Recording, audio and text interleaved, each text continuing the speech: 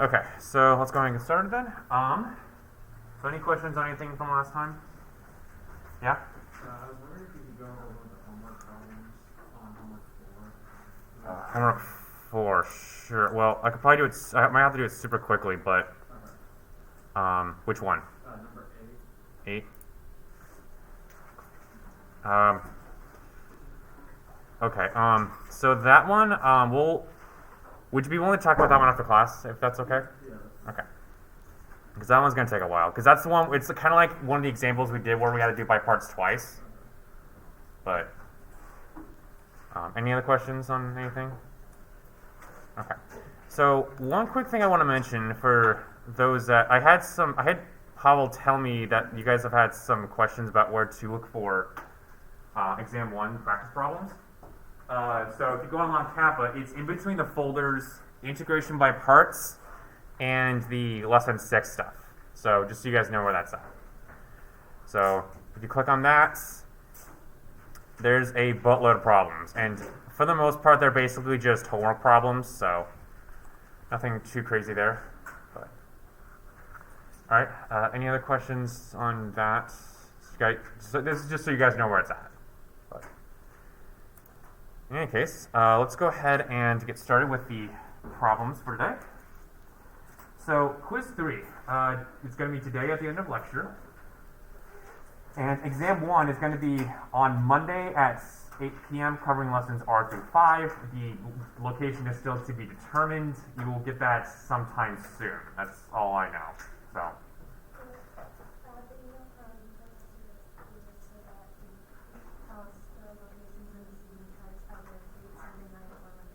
Yeah, I saw that too, but I was just like, I did see that too, so yeah, for those that didn't see it, the location will be either on Sunday evening or Monday morning, so just so you guys will probably get that last minute notice, so yeah. Okay, other than that, yeah, with quiz 3 today, you will need one on my calculator, so if you don't have that out right now, I would recommend getting that out, so that way there's a bit of extra time. But on top of without further ado, let's go ahead and get started with the lesson for today, which is on more integration by parts.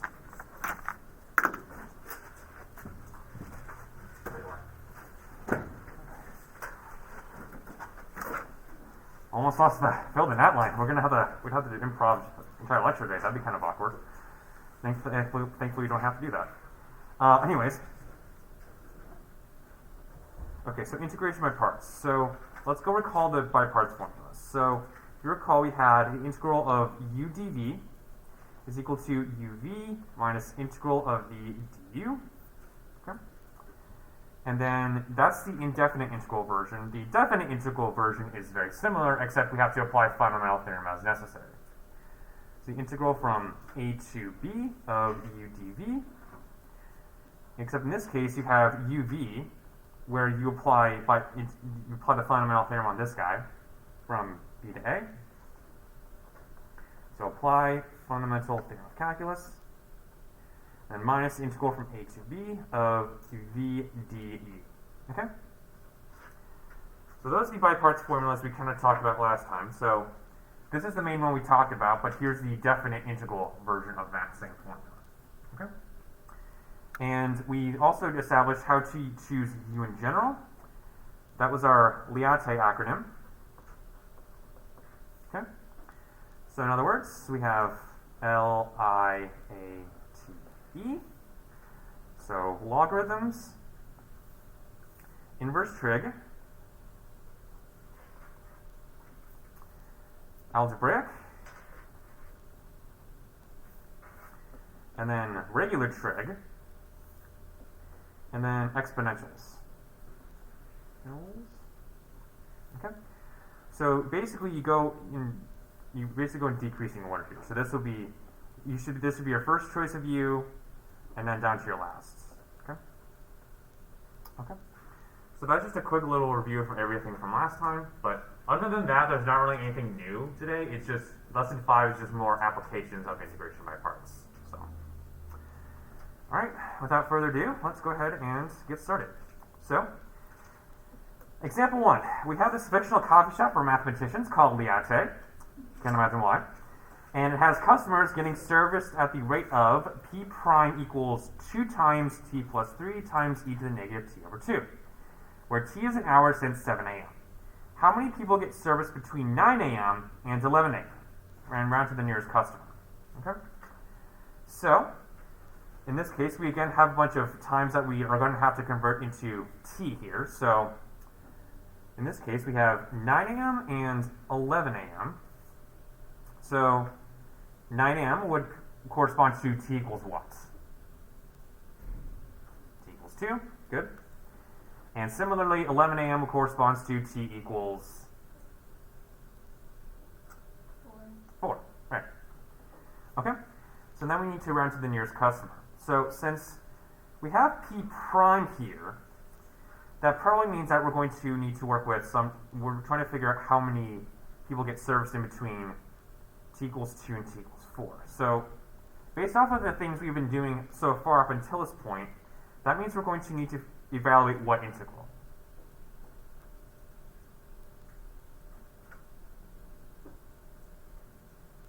So integral from 2 to 4 of p prime t. Yep, of p prime t, right? So in this case, p prime t is just 2 times t plus 3 times e to the negative t over 2 dt. So this is just p prime t. Okay?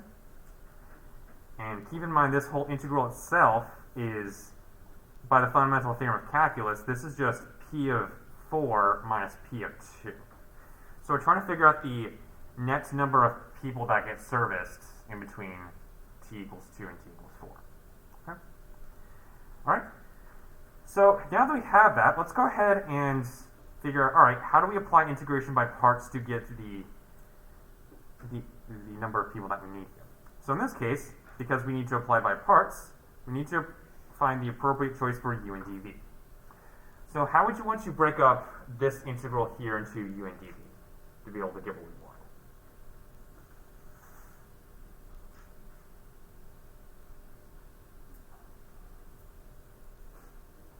Go ahead. Yeah. So I would say, yeah. So you're going to need t plus 3, but I'm going to go and throw 2 in there as well. Okay? So we have 2 times t plus 3, because remember, you would want to correspond to algebraic expressions or basically just polynomial expressions. Okay? And then dv becomes everything else, namely e to the negative t over 2 dt. Okay? Yeah? Can we, or why can't we, simplify u to be 2t plus 6? I mean, you could, but I guess there's not really a...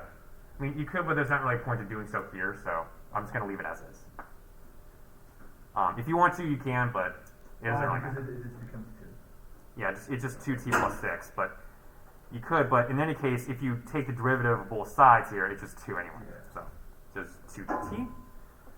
Okay? And then, what about v then?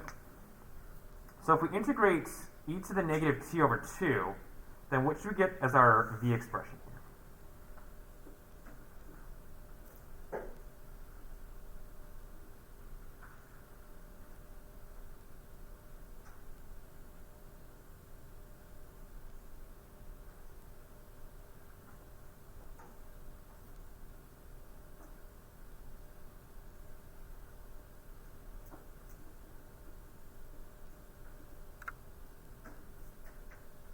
Let's give someone else a chance. Or do you have it, or? Is it negative 2 e to the negative t over 2? Yep, that's exactly it. So, yeah, so if we just apply u substitution on finding the antiderivative of e to the negative t over 2, you should have negative 2 times e to the negative t over 2. Right? So with that taken care of, let's go ahead and apply the integration by parts formula. So in this case, since we have a definite integral, we're going to have u times v, so that's going to end up being, well, negative 4 times t plus 3 times e to the negative t over 2, and then the integral from 2 to 4, going from 2 to 4, and minus the integral from 2 to 4 of v du.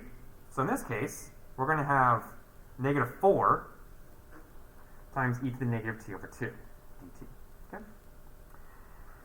So here we say, all right, well, we have two negatives that cancel each other out, so we can simplify it as that. So here's what happens with this. By similar reasoning as to what we established with this part here, going from dv to v here, we have that the antiderivative we're looking for is 4 times t plus 3 times e to the negative t over 2. And then if we will focus on the antiderivative of this guy, then essentially you're just going to end up with the same thing except just times negative 2, right? So ultimately we have minus 8 times e to the negative t over 2 for the second term, this whole integral here. So going from 2 to 4. So now here all we do is just apply the fundamental theorem of calculus and then we move on. Okay?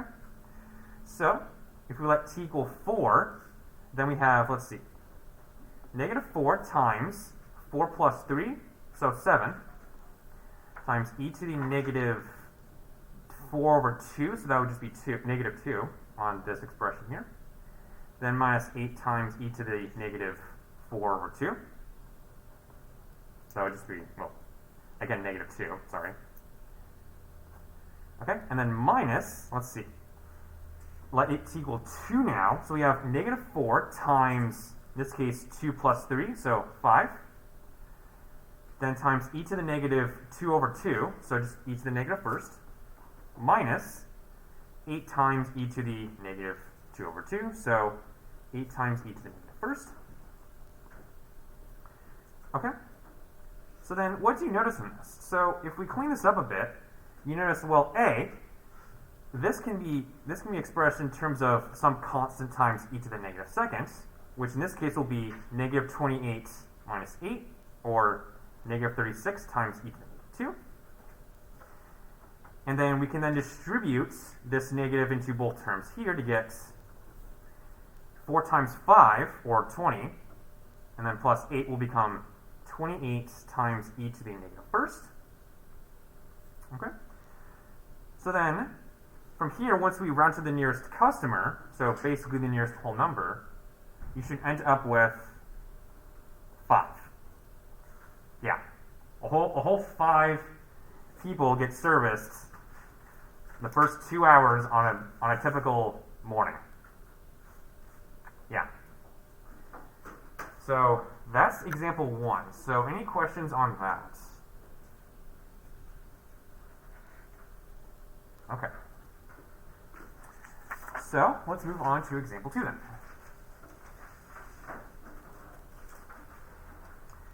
So Liate has a rewards club, and the number of members can be modeled by n of t equals 6t times e to the 2t minus 4, all divided by e to the t.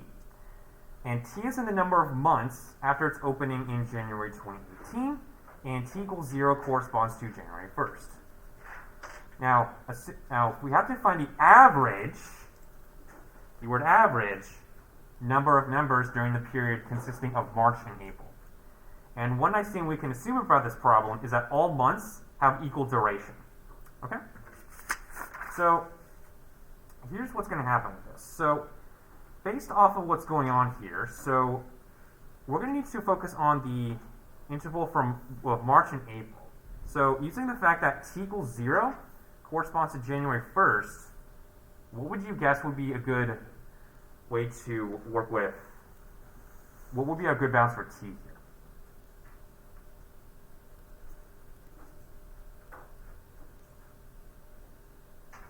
If you had to use the reasoning we have here. Okay. So, yeah, go ahead. Not quite. So, let's take a look at this. So, we're going to draw a number line similar to an example we saw a couple lessons ago, or a few lessons ago, rather. So, if you remember, t equals 0 corresponds to January 1st, right? So, once the entire month of January passes, we're now at February 1st, which now corresponds to t equals 1, right? So here, that will give you the entire month of January. And then here's February. So once that passes, now we're at t equals 2, right? So from there you get the idea. So once March passes, t equals 3, and then once April passes, t equals 4. Okay? So with that reasoning in mind, what would that give you about what our interval should be here? So t is in what interval? If we're going from March to April. The entirety of those 2 months.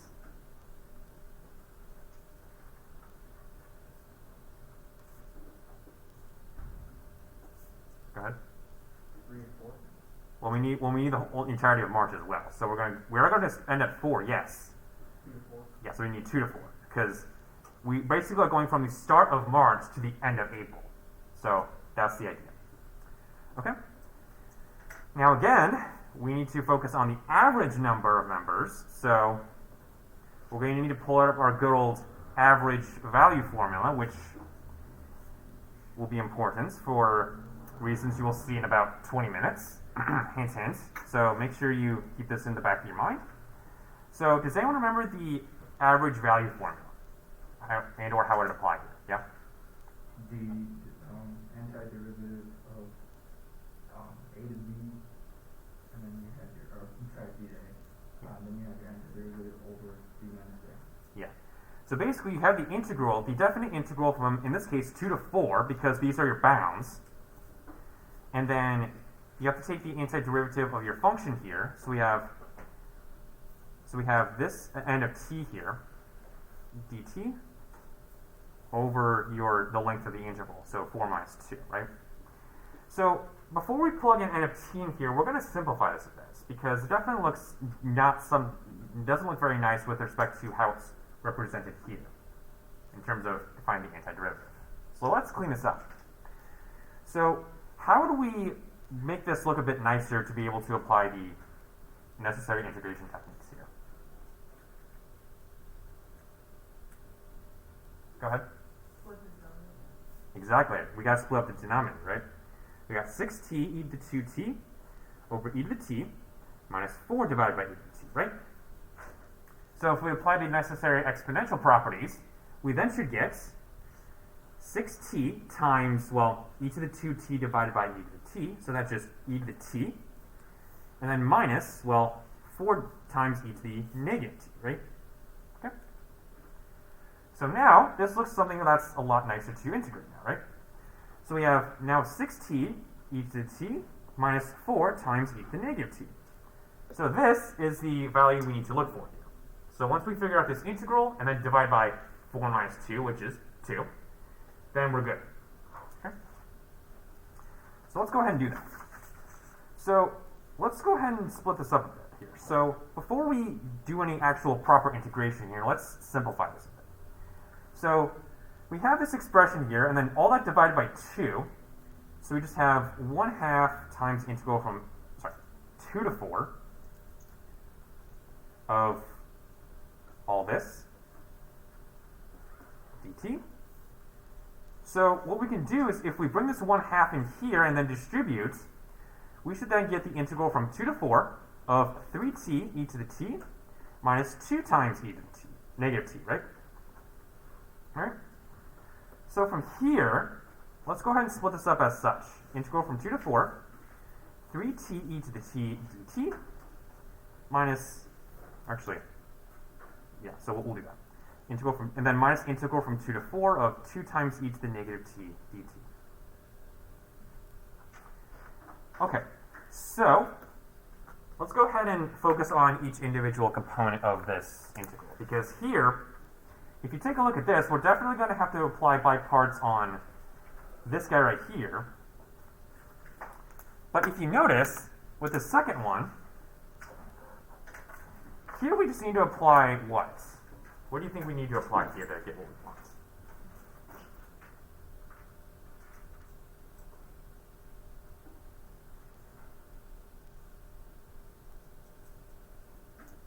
Yeah? Would that just be the regular u sub? Yeah, we just need u sub, right? Okay. So if we apply the u substitution on this guy, well, let's see what we get. So if we apply u substitution on this guy, then what would our antiderivative be? So our antiderivative would be 2 times what?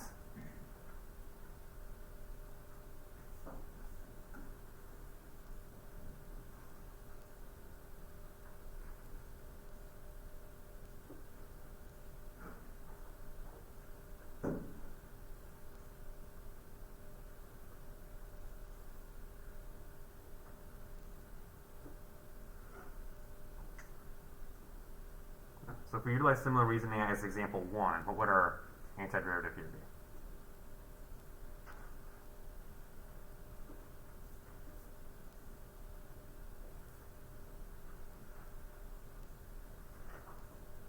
Go ahead.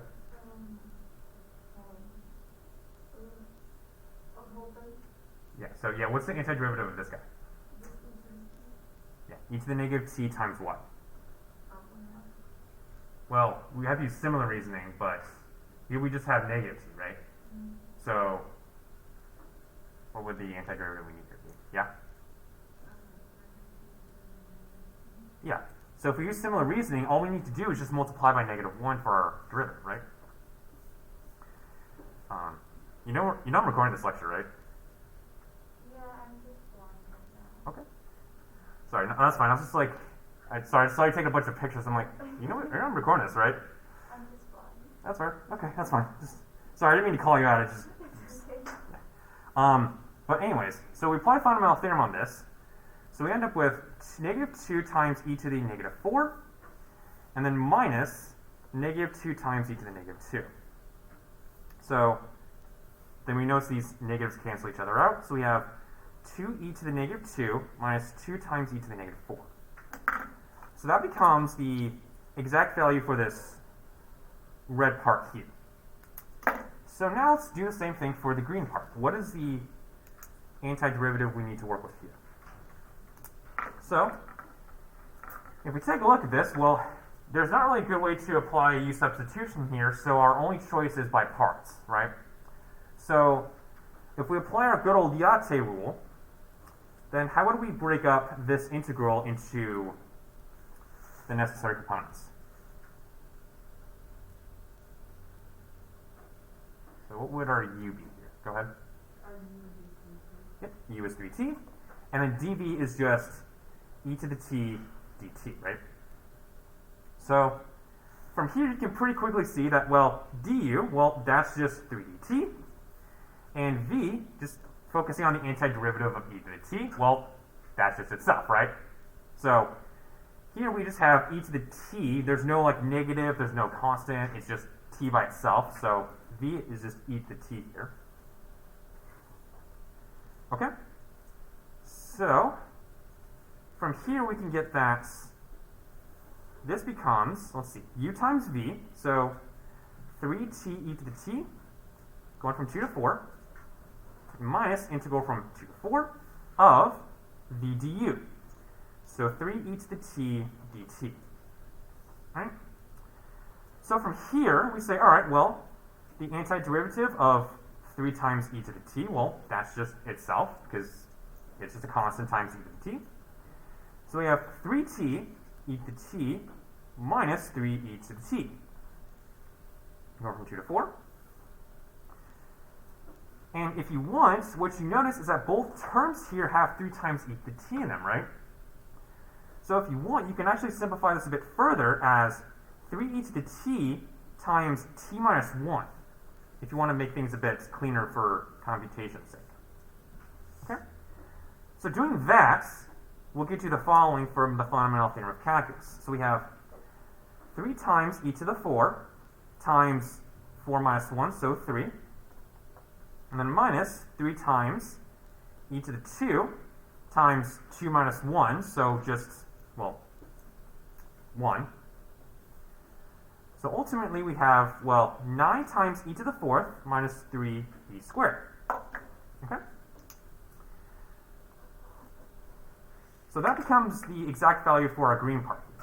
Okay? So as a result of this, we then say, all right, if we want the average value as an exact value, we then have to subtract the red part from the green part.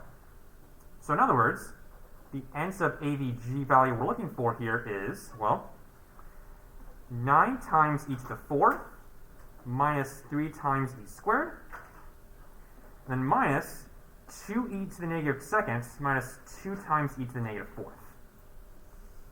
Okay? So plug all this beautiful stuff into a calculator, and you should end up with the approximate value of 469. Okay? Any questions? Yeah? I thought the negative things were out. Like I thought that he positive. Like plus QB So that would be the exact value from up here. But remember, we still had a negative from before. So if we go back up a bit, you notice there's a negative here. So this red value, if we just focus on this red integral by itself, here's its exact value. So all we're doing is we're carrying that exact value down to here. And then similarly for this guy right here. Okay. So any questions, other questions on example 2? Okay. So then the last example I want to focus on then is, well, at least for today's lecture, is example 3.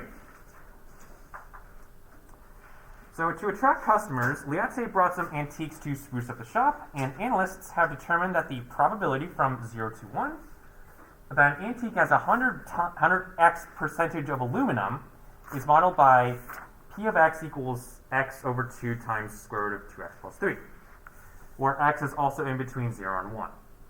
So now we need to find the probability from 0 to 1 that an antique has at least 85% aluminum. And we need to round our answer to 4 decimal places. Okay? So there's definitely a lot going on in this problem, so let me see if I can explain a few things. So x, by this reasoning here, so like I said, so as this states, x has to be in between 0 and 1. Okay? So that's that part, and then in addition, we also have this expression 100x. So this corresponds to a percentage here because, well, if we have something in between 0 and 1, multiplying by 100 gives the corresponding percentage, right? So that means 0 has to be in between, so 100x then has to be in between 0 and 100. So as a percentage, okay, that makes sense. So, all right, fair enough. But here's the thing. So the thing is that if this corresponds to a percentage, so this is just in general, but our goal here is to say we want to be able to say that we want to be able to find the probability that our antique here has at least 85% aluminum. So if this corresponds to our arbitrary percentage here, that means we want 100x, this percentage, to be at least, or that is greater than or equal to 85%, right? So equivalently, if we divide both sides by 100 here, this is the same thing as 0.85 has to be bounded above by x. That's what this equates to here. Okay? So here's what that says. So we have that x, it has to be at least 0.85, but in turn it also has to be bounded above by 1 as a probability. So that means that both of these need to be satisfied. So need 0.85 bounded above by x, and then bounded above, which in turn is bounded above by 1. Okay? So this string of inequalities here helps us give our bounds for this problem.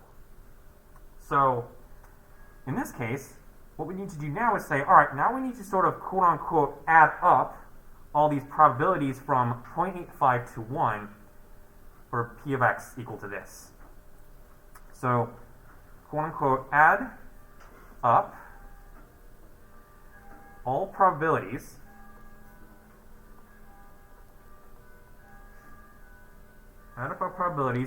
P of x for all x in 0.85 to 1. And in this case, because we have this continuous interval, what we need to do is to say, all right, if we want to add up all these probabilities, we have to use an integral to do that via the following integral. So here's what I mean. So we need an integral from, if we want to add up all the probabilities, p of x dx, and we have to do that for all x in between 0.85 and 1. So our bounds here become 0.85 and 1. So, in other words, since we already have what p of x is, we have integral from 0.85 to 1 of x over 2 times the square root of 2x plus 3 dx. So this guy here is what we got to find. Find this. Okay? So that's our goal in this problem. So what I'm going to do is I'm going to rewrite this slightly differently. Now what I mean is we have integral from 0.85 to 1 of x over 2 times, well, we have this something over root 2x plus 3. So I'm going to rewrite this as 2x plus 3 to the negative 1/2 dx. Okay? So the thing is that, again, this is something that we can apply u substitution on, but to get some practice on integration by parts, let's go ahead and decompose this into u and v. So we have u and dv. So what would you want to break up in, how would you want to break this up as u and dv? So first, what would you choose to be u given our function inside the integral?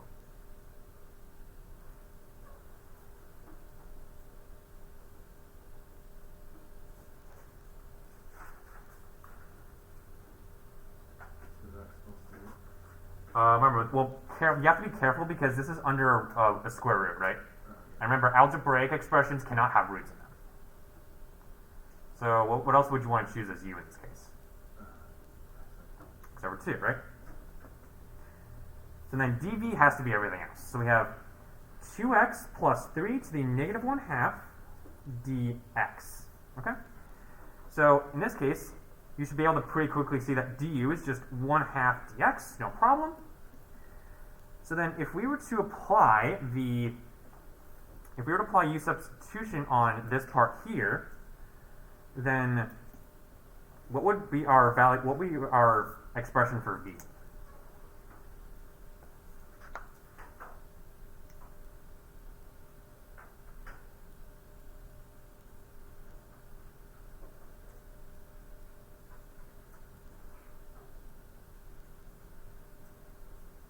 Go ahead.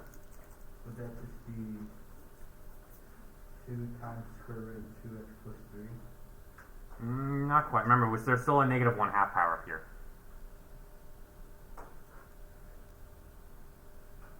So I'll give you a hint. So we will have something to the power of 1/2 as per antiderivative chain rule. But if we apply the substitution on letting our dummy variable equal 2x plus 3, then what would our v variable be?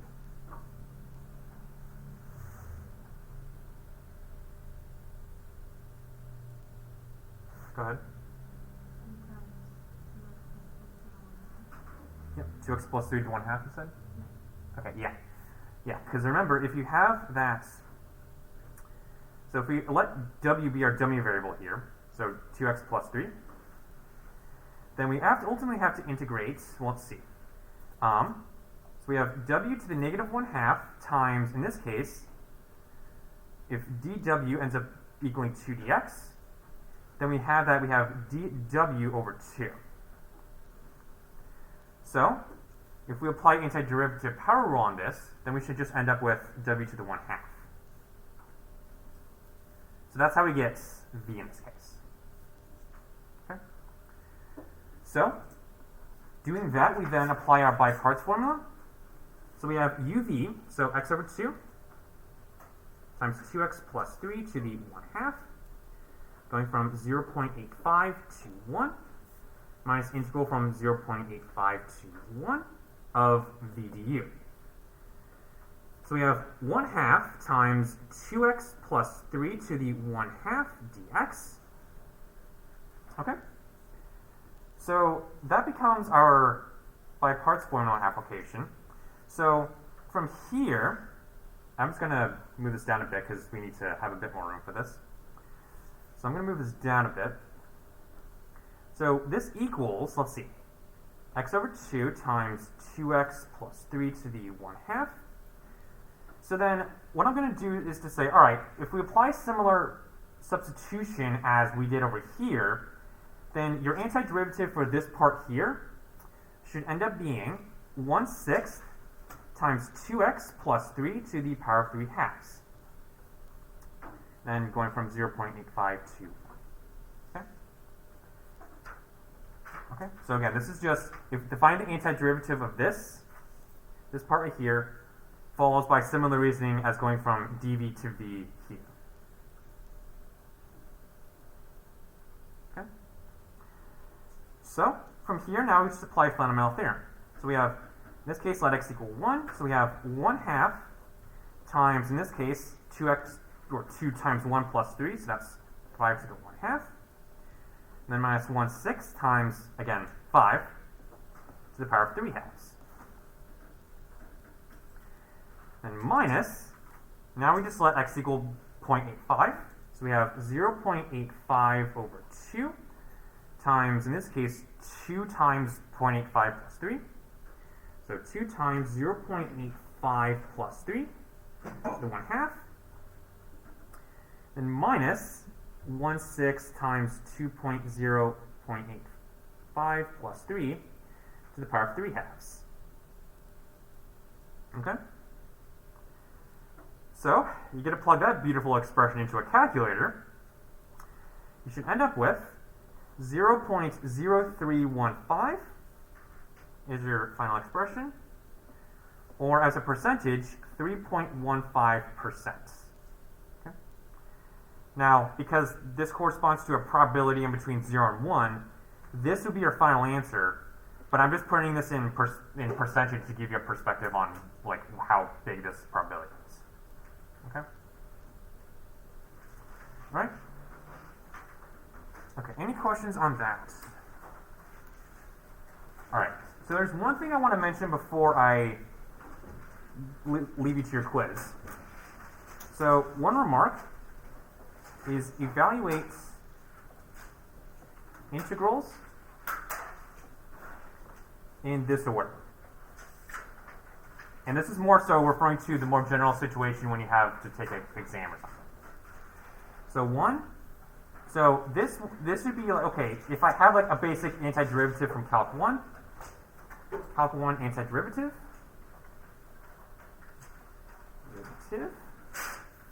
so that should be your first one. So if you see something from lesson R, that should be your first go-to.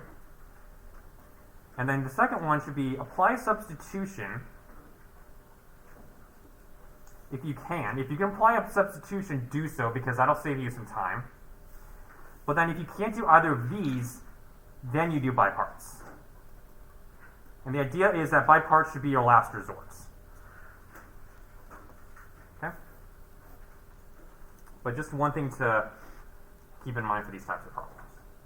Yeah? So what if you think that like by parts is just like easier to do than substitution? Are you allowed? You can do that. I'm just saying, like, you know, if you can apply either, I would say, you know, generally I would say substitution just because I find it to be generally quicker, but yeah.